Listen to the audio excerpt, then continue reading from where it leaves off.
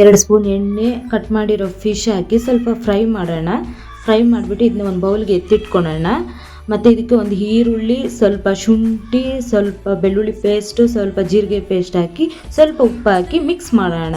Mix ಮಾಡಿ ಇದಕ್ಕೆ ಸ್ವಲ್ಪ ಗರಂ ಮಸಾಲ, ಸ್ವಲ್ಪ ಖಾರದ ಪುಡಿ, ಸ್ವಲ್ಪ ಸಾಂಬಾರು ಪುಡಿ ಹಾಕಿ ಸ್ವಲ್ಪ ನೀರಟ್ಟಿ ಮಿಕ್ಸ್ ಮಾಡೋಣ ಚೆನ್ನಾಗಿ. ಈಗ ಇದಕ್ಕೆ ಕಾಲಿಫ್ಲವರ್ ಹಾಕಿ ಅದನ್ನು ಸ್ವಲ್ಪ ಫ್ರೈ ಮಾಡೋಣ. ಫ್ರೈ ಮಾಡಿ ಸ್ವಲ್ಪ ಇದನ್ನ ಬೇಗ ಇಡೋಣ. ಈಗ ಬೆಂದಿದೆ, ಸ್ವಲ್ಪ ಇದನ್ನ ಈ ಥರ ಮಿಕ್ಸ್ ಮಾಡೋಣ.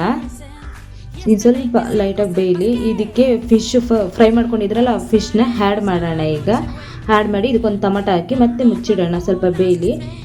ಇದಕ್ಕೆ ಸ್ವಲ್ಪ ನೀರು ಹಾಕಿ ಸ್ವಲ್ಪ ಹಿಂಗೆ ಮಿಕ್ಸ್ ಮಾಡೋಣ. ಮಿಕ್ಸ್ ಮಾಡಿ ಮತ್ತೆ ಸ್ವಲ್ಪ ಲೈಟಾಗಿ ಬೇಯಲಿ. ಇದಕ್ಕೆ ಈಗ ಒಂದು ಹಸಿ ಮೆಣಸಿನ್ಕಾಯಿ ಕಟ್ ಮಾಡಿರೋದನ್ನ ಆ್ಯಡ್ ಮಾಡೋಣ. ಇದು ಸ್ವಲ್ಪ ಕೊತ್ತಂಬರಿ ಅದು ಆ್ಯಡ್ ಮಾಡಿ ರೆಡಿ ಆಯಿತು. ಇಷ್ಟ ಆದರೆ ಲೈಕ್ ಮಾಡಿ, ಶೇರ್ ಮಾಡಿ, ಸಬ್ಸ್ಕ್ರೈಬ್ ಮಾಡಿ.